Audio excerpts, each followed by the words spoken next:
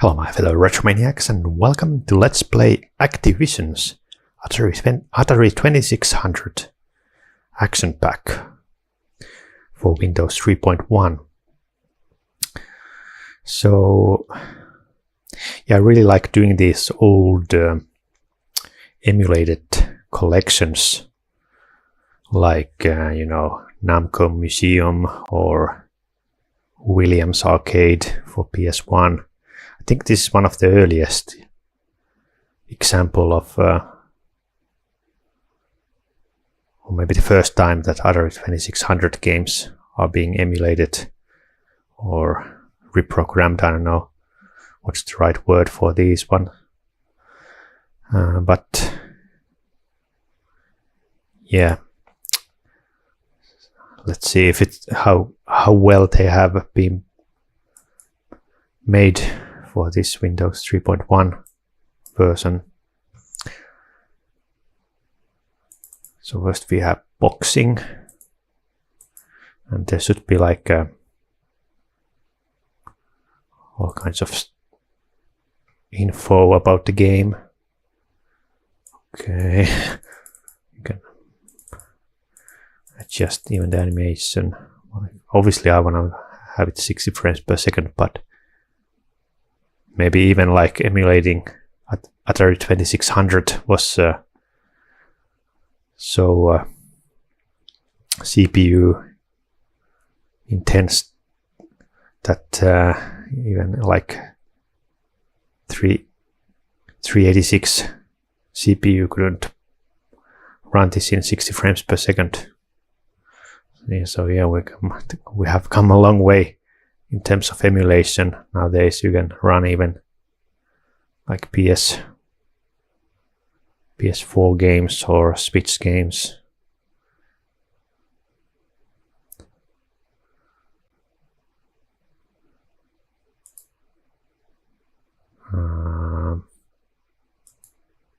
Does it actually support joystick? Let's see.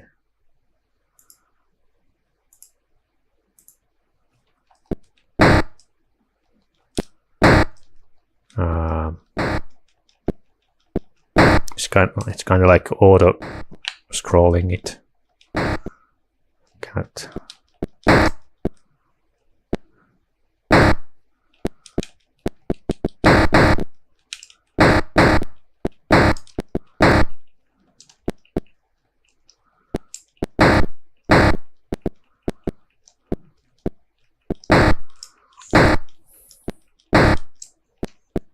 Yeah, it's boxing. How do I escape the game? Press ESC.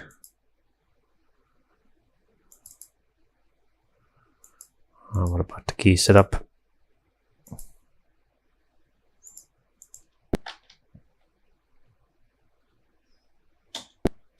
Space bar.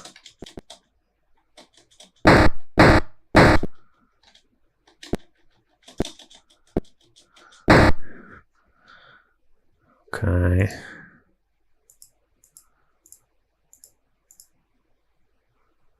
Okay, keyboard setup, trigger space.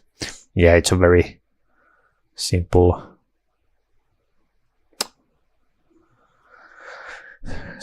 controller scheme, just one button. FM sound. Mom active. What the hell is this one? Like, it will inform you if you have played too long. So who made these? Michael Livesay. LTI.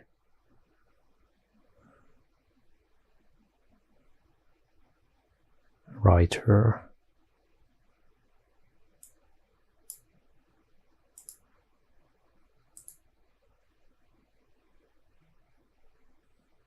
Difficulty switch.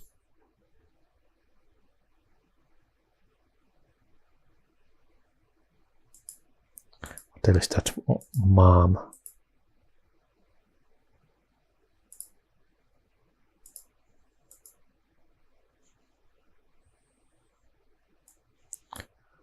White nose.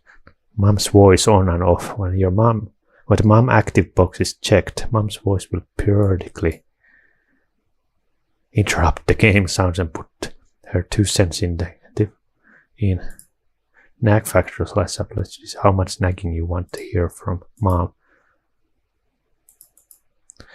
Something you weren't able to do as a kid. The bar can be set anywhere from rarely every 10 minutes to constant every 30 seconds. What the fuck? Oh, okay, I must try that.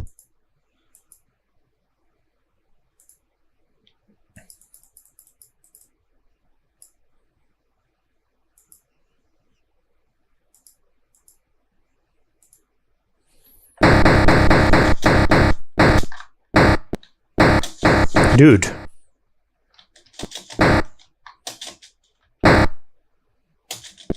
You're going to ruin your eyes.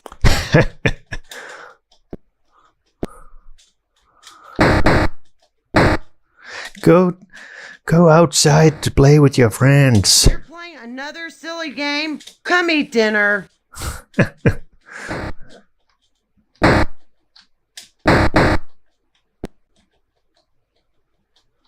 What are you gonna do? Play video games for a living? Well, some do, and they are like millionaires. Come in and eat dinner now! It's quite realistic. Because that's what your mom would say. Now you can get into the boxing ring and fight an opponent without suffering black eyes, broken noses, and brain-rattling concussions. These simple instructions will give you a few boxing tricks, so read them and then shake hands and come out swinging.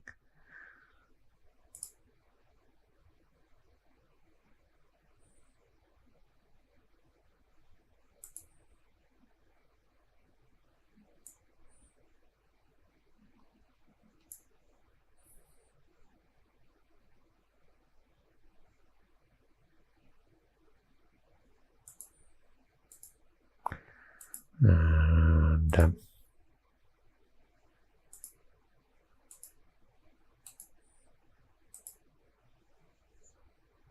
yeah, there's all kinds of like nice information. Original tips from Bob Whitehead, designer of boxing. I wanted boxing to be fun to play the first time you try it, but I designed some little tricks into the game that will make it more challenging the more you play. You'll find that the way to win at boxing is to hit and dance, just like pros. Draw off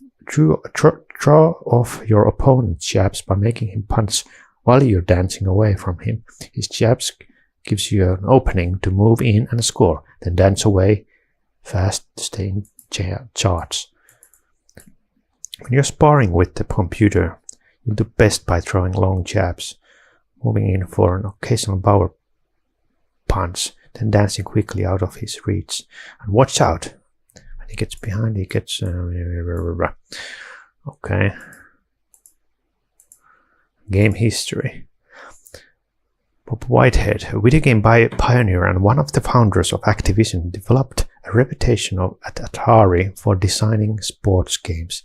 He designed Home Run and football, so it was no surprise when his first game at Activision was boxing. Maybe I'm a frustrated sports fanatic, said Whitehead, but not being blessed by the physical strength for sports, maybe I fantasize about them through my games. Wonder if he's still alive, Bob Whitehead. Yeah, he's 72 years old only. So he was less than 30 years old when he made the game.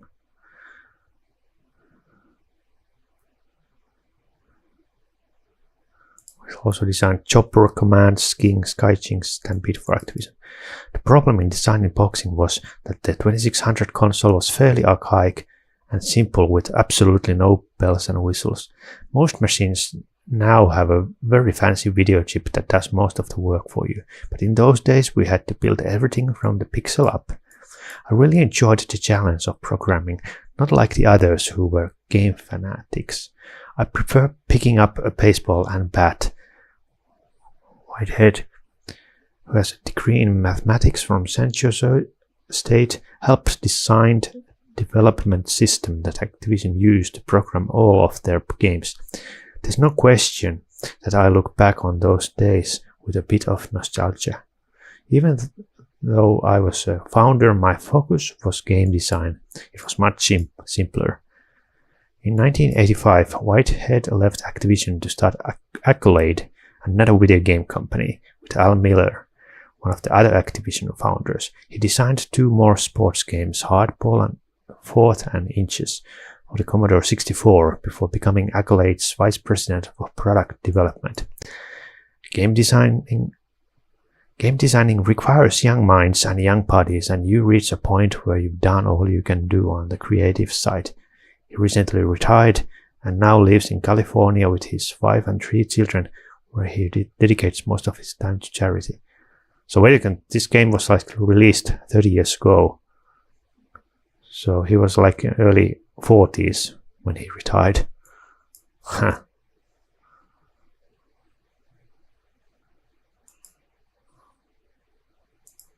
Man. Okay, yeah, I like that there's like history pieces here. Especially I like those that have like video clips and so on.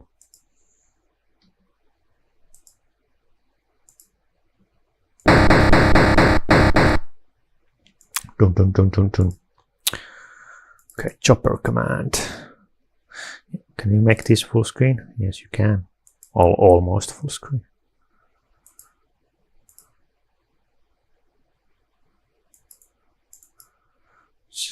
I hate that you have to like every time go to 60 frames per second settings.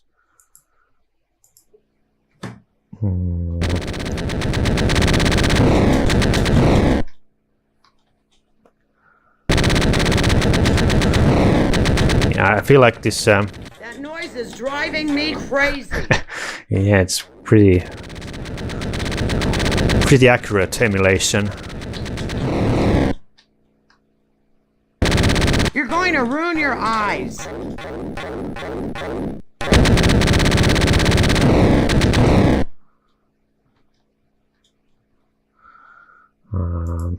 You're playing another silly game? Come eat dinner. Let me try the joystick setup again.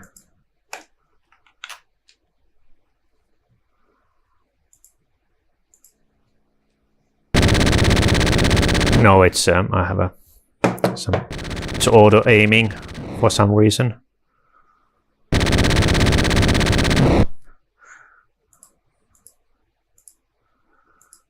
Maybe I need to calibrate it.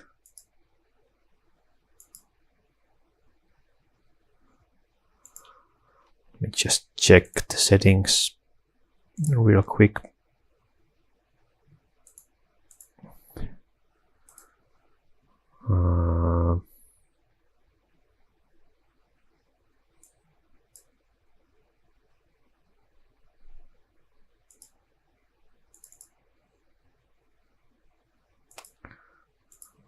How do you...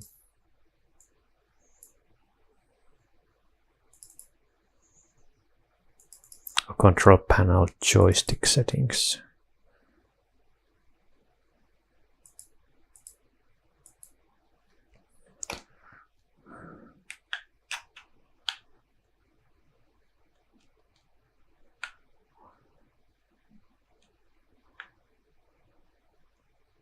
Okay, I think it's calibrated.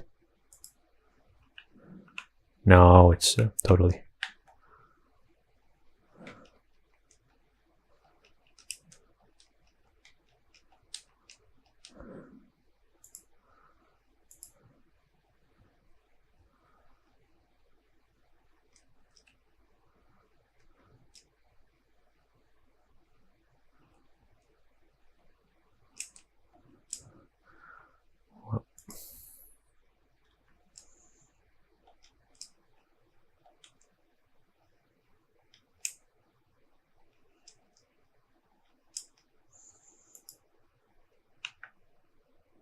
Oh, now it's probably calibrated. Let me try again.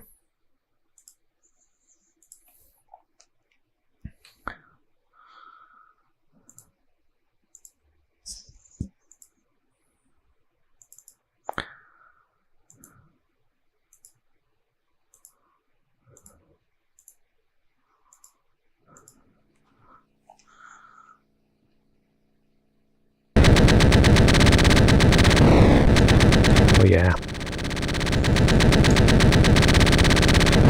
That noise is driving me crazy.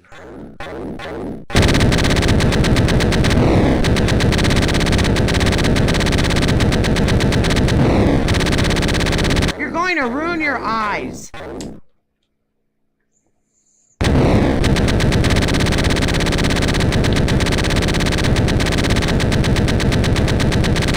You're playing. You can also use rewind. Playing another silly game? Come eat dinner.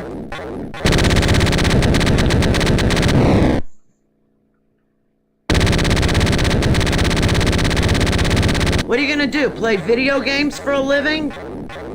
Okay, I think we have heard all Mum's lines now.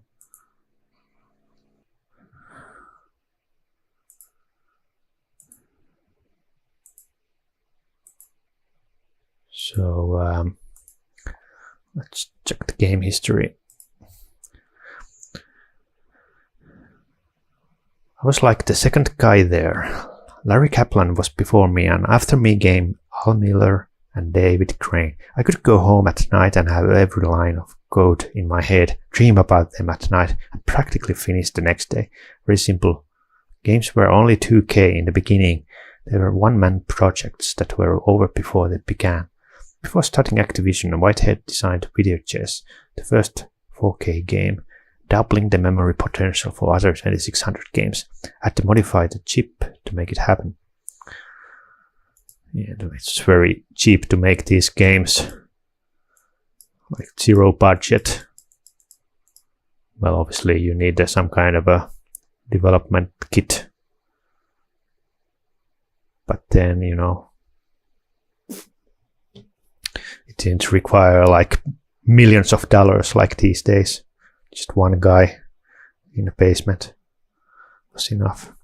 Chopper Command was Whitehead's only non-sportsy game and also his biggest seller. Basically it was like Defender. Defender had been out for a year or so, and there was nothing else out like it. Most of my games have high action in a short time frame. Somehow I managed to put in the right elements. Just hit the right chord. Chopper Command sold almost 1 million copies and remains one of the all-time biggest sellers for the Atari 2600. I look back at those early days with nostalgia. We were at the leading edge of technology and almost everything we did was brand new. The question we kept asking ourselves was, you mean we're getting paid for this? It was literally a lot of fun. Okay. Yeah, there's some reused history here.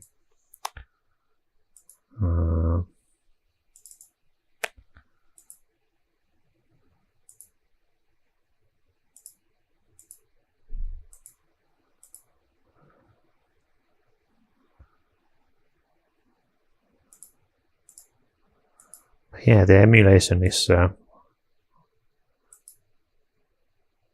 right on the spot. I don't know if the aspect ratio is correct. It seems to be a little bit too wide.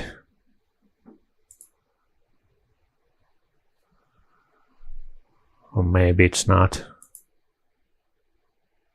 Cosmic Commuter. Have I played this? I don't remember.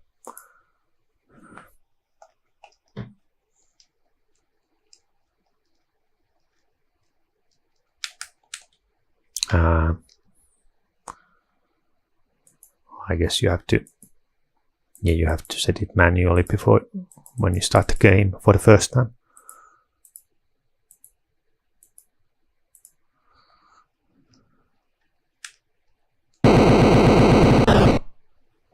Suspicious. What the hell am I supposed to do?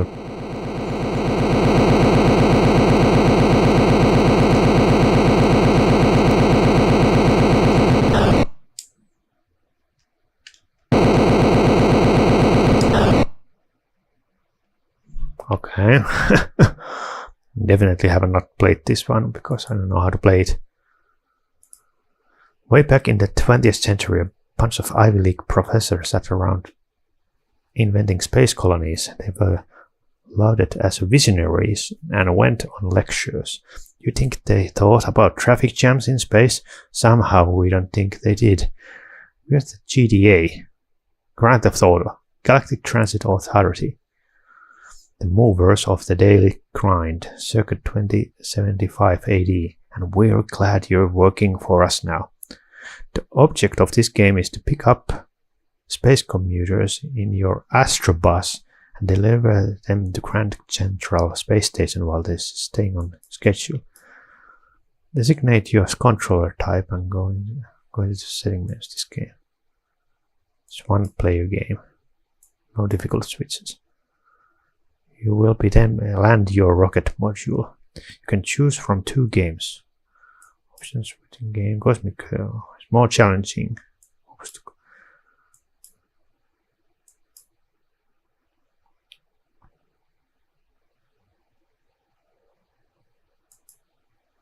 So, to select a game, press F4.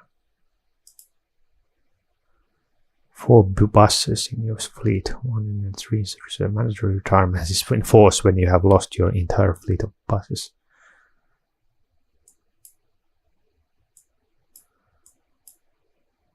Up and down, left or right.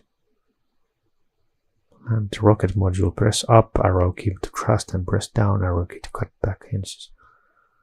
Press the space bar to pick up commuters, fly over their heads and quickly press the down arrow key.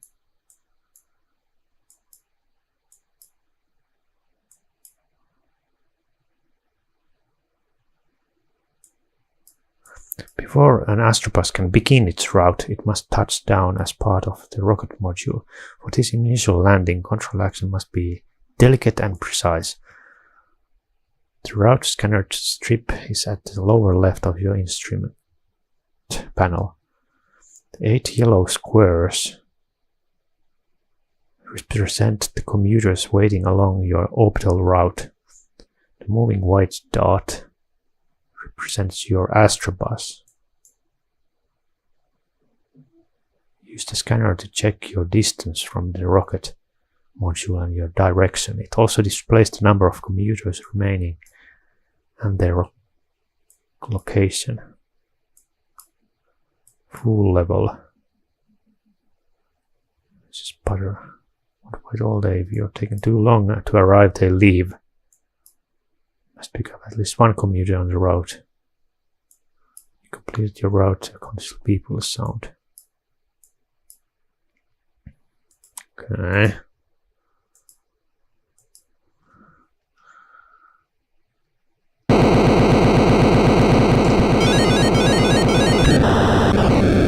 Okay, I see. There's the commuter. Where are you? Oh, he left.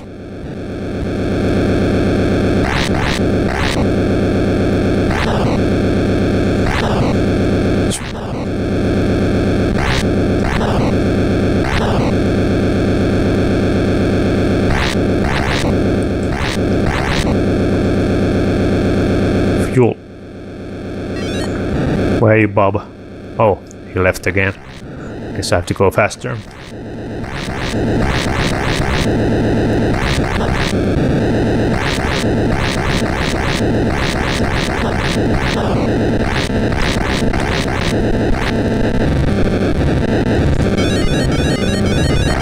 Okay, I got him. What happened?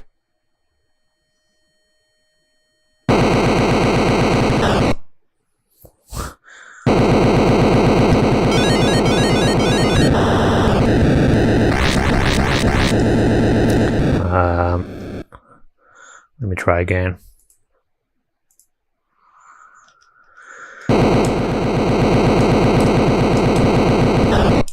Fuck.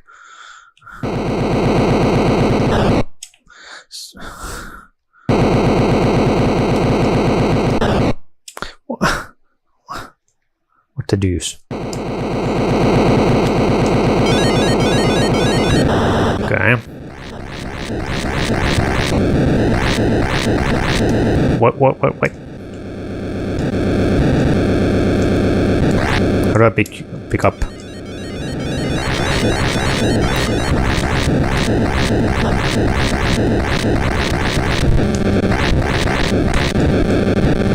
Come here. Okay. What happens? Did I run out of fuel?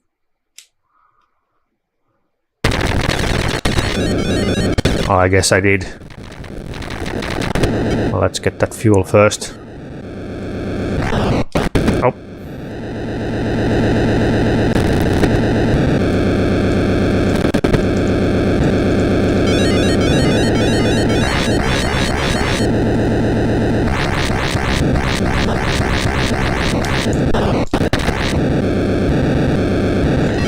It's funny how those meteors like move with where I'm moving.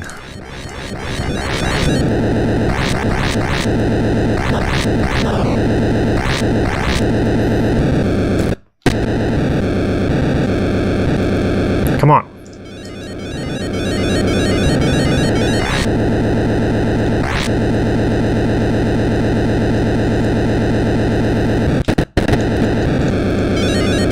Okay. It's him.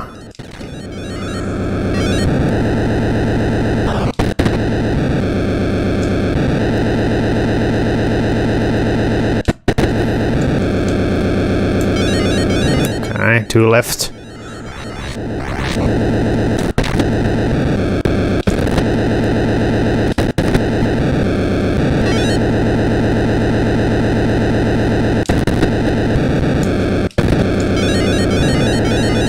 Alright. One to go.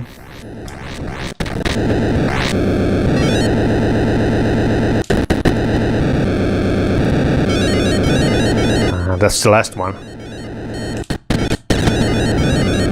Now what?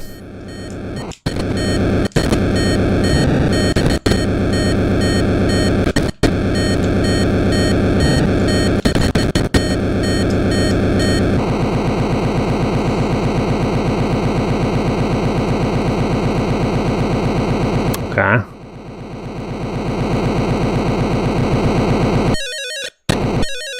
Okay, I just have to leave. Good sound effects. 4,000 points.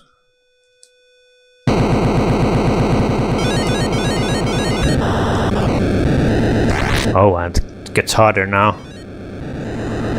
The different meteors. Okay, yeah, it's a good game.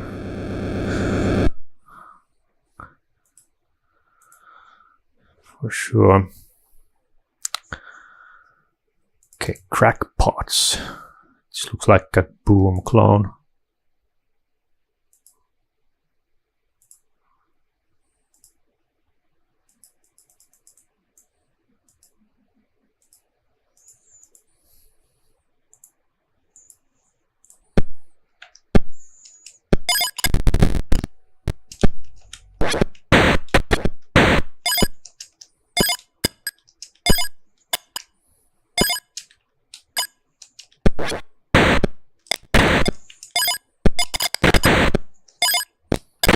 Have to be very fast.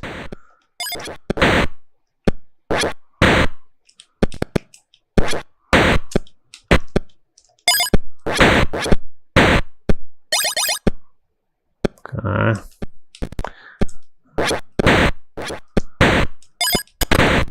Well, it would be nice if I could move faster. It's very low. How I can low speed I can move.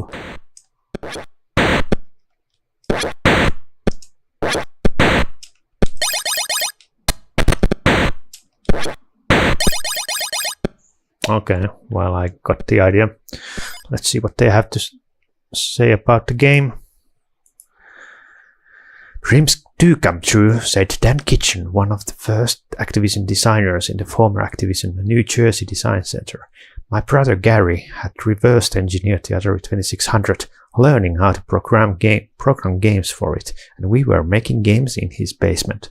We put the old Activision catalog, the ones with the pictures of all of the designers, up on the wall, and we kept telling ourselves we're going to work for them someday. They were superstars and we wanted to be like them. How do you reverse engineer Atari 2600? Like, what kind of tools you need?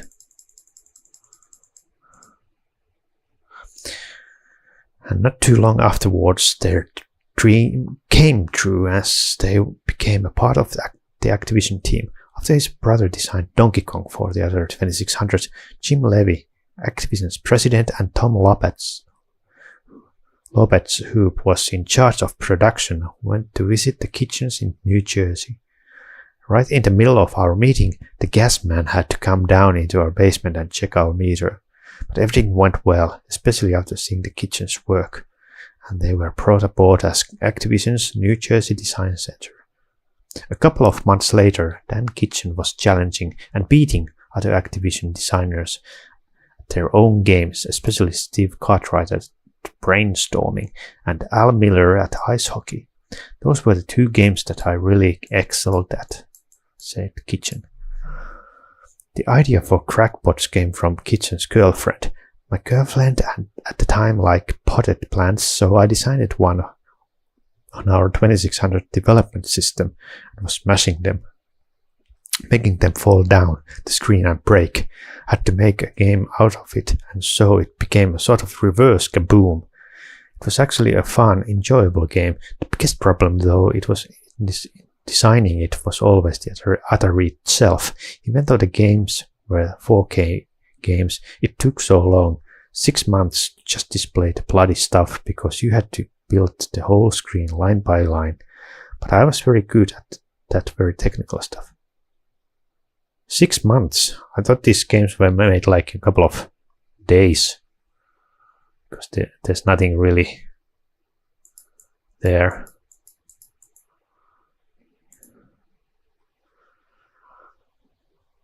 Dan Kitchen left Activision in 1986 and formed another video game company, Absolute Entertainment, with his brother Gary and Alex DeMeo and John Van Ryzen, all of whom were also Activision game designers. Kitchen also designed the Atari 2600 games Kung Fu Master and River Raid 2 for Activision in the late 80s.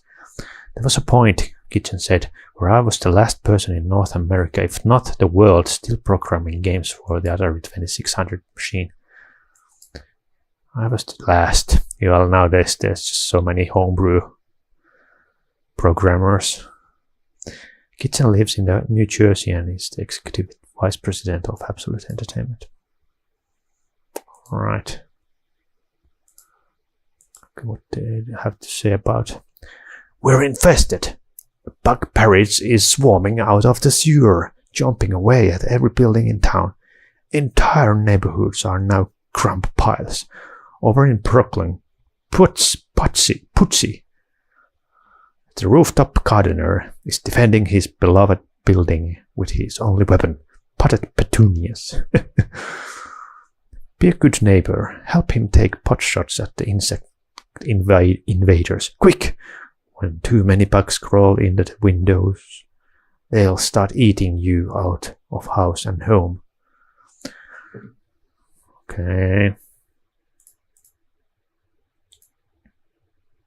Blue books, red bugs. Okay, what happens when I get the game over?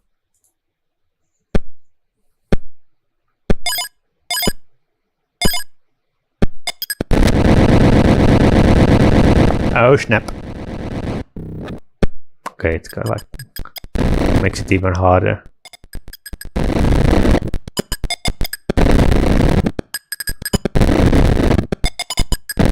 Yeah, no reaction time left. And that's the end. Okay.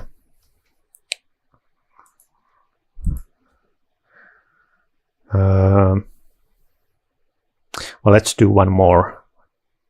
Yeah, there's 15 games, so there's probably enough material for 3 episodes. Fishing derby. So cute.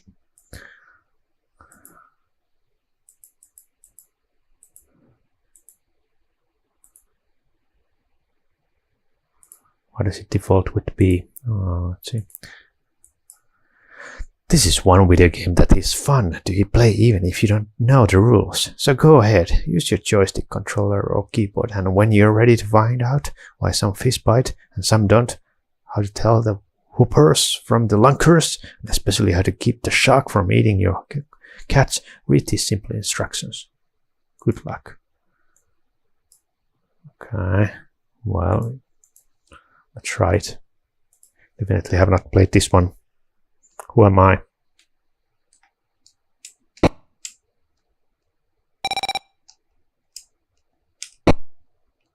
Oh, it's getting longer. Oh no, the shark ate my fish. Here, fishy, fishy, fishy. There you go. No, straight to the... Okay, finally, I got one. They're getting like all the fishes, and the shark is not like coming at.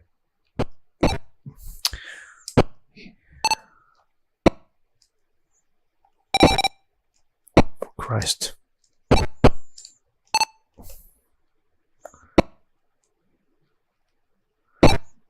How it gets so like quickly? This is the map. Oh, wait a second. I found a button. And you can like.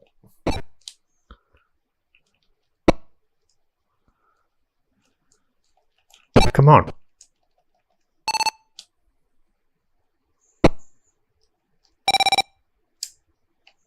No, no, no, no, no. Yeah, I'm just gonna...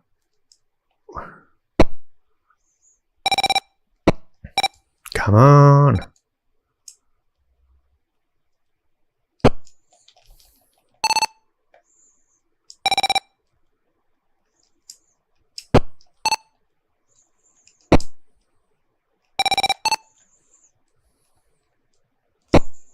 Mine, mine, mine, mine, mine.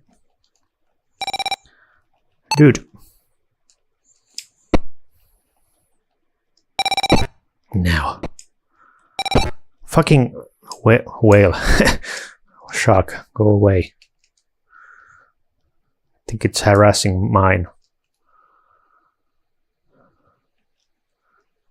Mine fishes. I like the wave effect. It's almost like 3D. Okay, I lost.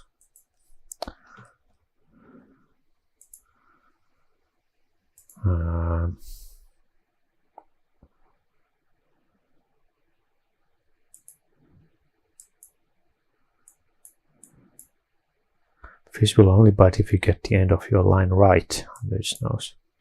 If you get the end of the line near its mouth.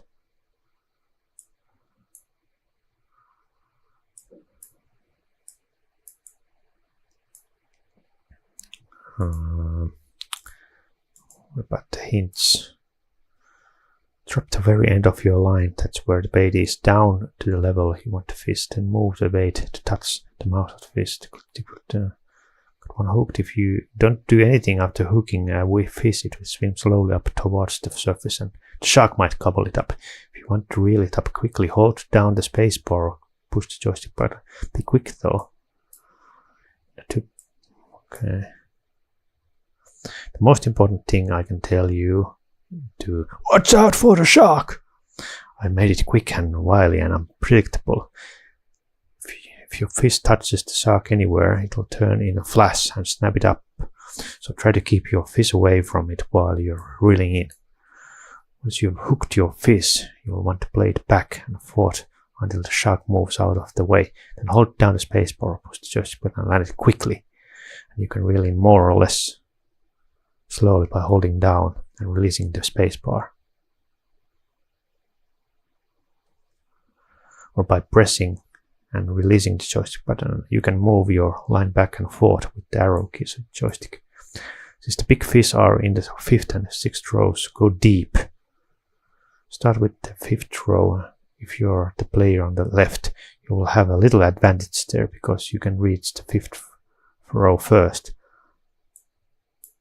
So watch to see which fish start from your opponent's side and which start from your side. As fish are caught, they are replaced on the side they started from. It's better for you to catch fish that start under your pyre, because you can usually go right back for another one. To be fun for everyone in the family. Now you won't have to get rained on or sunburned when you go fishing.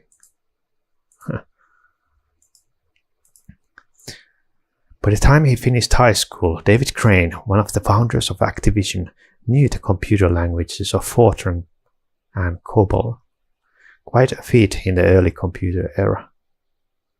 But perhaps more impressive was Crane's first career as a professional foosball player. Yes, there's actually was a league. Crane, along with Steve Cartwright, one of the other game designers at Activision, competed in 500,000 national football tournament with over 500 tables.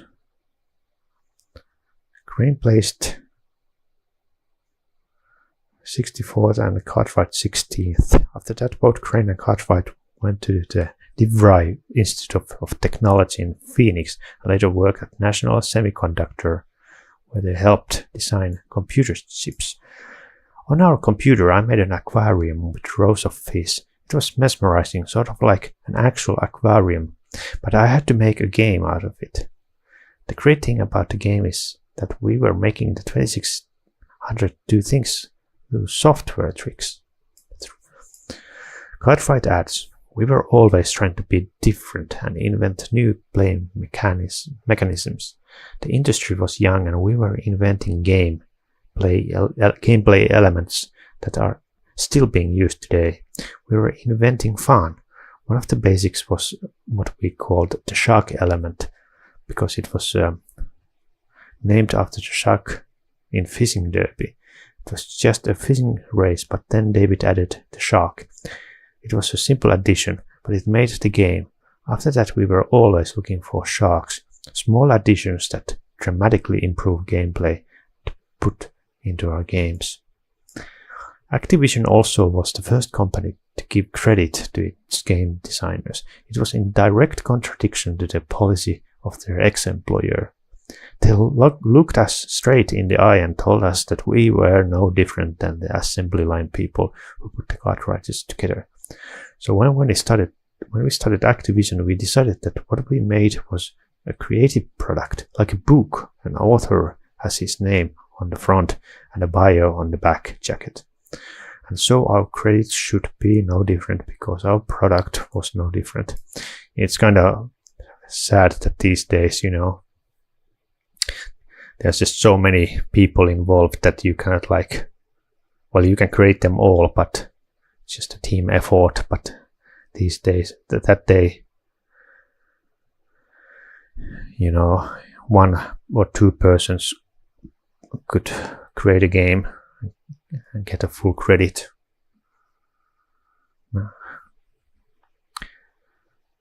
Well, I guess maybe there's like a director or producer for video games these days, but there's no author. One author you can name, like creating Grand Theft Auto 5 or Fallout 4. After 18 years in the business, David Crane is still designing video games. He left Activision in 1987. He's now the vice president of advanced technology for Absolute Entertainment, a video game company founded by former Activision alumni Alex DiMeo, John Hero, and Rising and Dan Crackpot's Kitchen, and Gary Keystone Caper's Kitchen. Besides Fishing Derby, his game credits include Dragster, Freeway, Laser Blast, Grand Prix, Pitfall 2, the Activision Decathlon, Ghostbusters, Little Computer People, Transformers, Skateboarding, A Boy and His Blob, Super Skateboarding, Amazing Tennis, Home Improvement, a game specifically designed and scripted for the movie Toys that he co-designed with Alex DeMeo. A Boy and His Blob, yeah, there's so many famous games there. Pitfall. Alright, let me check the crackpots and hint section. Crackpot is a game that requires balance, advanced planning, good aim, and the ability to remain calm when things appear hopeless. Follow these tips and you'll soon be a smashing success. Play the sidewalk, that is, try to hit the bugs while they're crawling along the sideways or when they're just coming out of the sewer. The closer they get to the windows, the less time you'll have to react. When you're up in the higher levels, the bugs will crawl too fast for you to get them all. You're better off playing, say, 3 selected windows in the middle. It's okay in a few crawlers get in on the extreme right or left. You only have to get 7 out of 12 bugs to go to the next level. Notice that the red bugs end up 2 windows away from where they began the diagonal climb, and while the building is still pretty high, the green bugs will end up at the window over the spot they started from below. Keep this in mind and you'll soon be dropping the right pot at the right time. Then if you still can't stamp out bugs, you can always buy the original Inner City Bug Killer, a pair of shoes with pointed toes. Alright.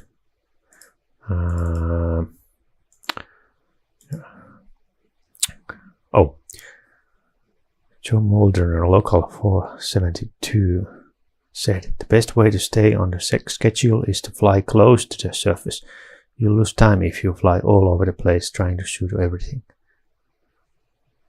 I aim to get all 8 commuters.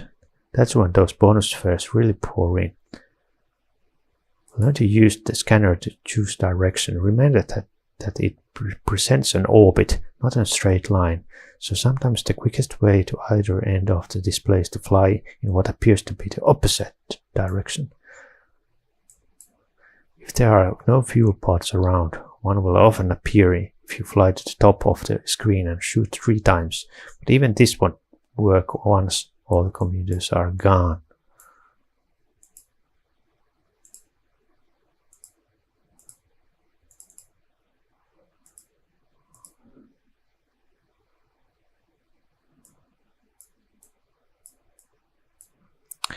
Oh, okay. As you soon discover, Chopper Command takes quick reflexes and keen coordination.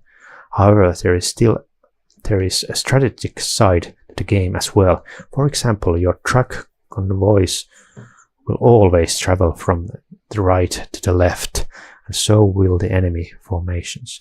Knowing this, you can position yourself at the left side of the screen and start firing as soon as the enemy aircraft appears. This is important because your helicopter's chances of being hit by a multi-warhead missile increases the closer the enemy aircraft get. The enemy pilots are real kamikazes too, and they'll collide with you if they can't shoot you down. Good luck. Hope you can have as much fun playing Chopper Command as I had designing it. God bless. Alright, so I'm gonna do the rest of the games later, so thanks for watching.